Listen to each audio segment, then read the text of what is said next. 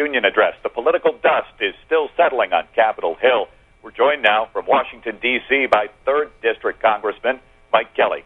Congressman, welcome. Last night, of course, your first State of the Union address. Talk about what that was like. Obviously, the atmosphere different from other State of the Unions. Well, you know what? The other ones I've watched, I watched at home. So this is the first one I was actually on the floor of Congress and able to actually be there and witness it. It was good. I think it was very good. A little bit of drama with it as to like who are you going to sit with, who's your date tonight. So I thought that was a little bit over the top. But other than that, no, it was good. It was good to be there. Well, yeah, you just mentioned a lot made of the seating arrangement there, a Capitol Hill's version of dogs and cats living together, if you will. Did you end up sitting next to a Democrat? No, I ended up sitting next to my friend Tom Marino from Pennsylvania. Really, I think we make too much of these things, really. With everything else that's going on in the country, does it really matter who you're sitting beside? I mean, come on. We're all in the same room. We're all there for the same purpose, that's to make America better. So I don't get it, but again, there's a lot of things I don't get. So.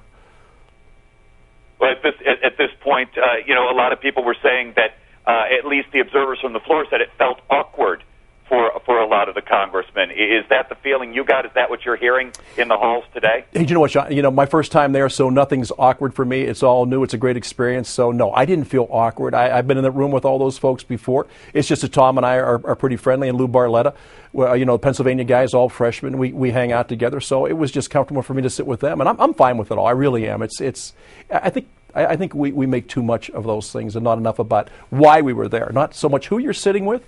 It's what you stand for and who, what the president is saying and what do you take from the message. So I'm fine with it, and we move on now and we start to work to get things fixed in the country.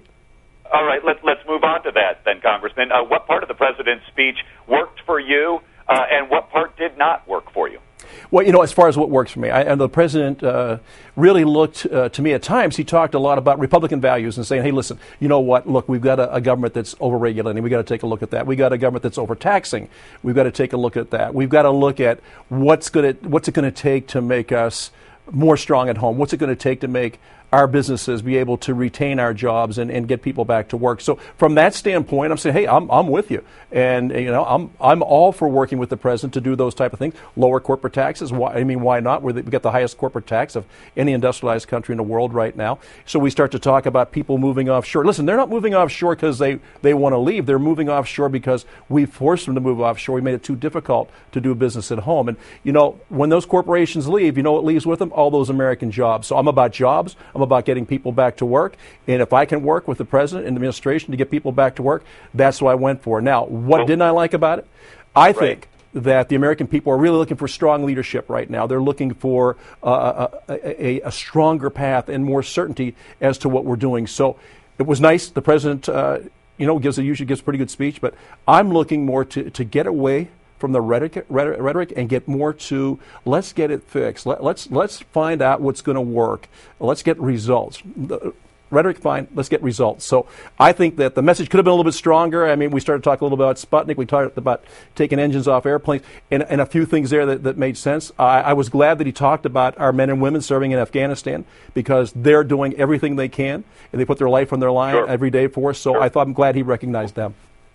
Congressman, we have just about 30 seconds left, but despite the kinder, gentler atmosphere that a lot of people talk about, Republicans, beginning with the rebuttal, immediately drew the battle lines, especially over the word investment. A lot of people saying that really means spending. How much of a spirit of compromise is there really?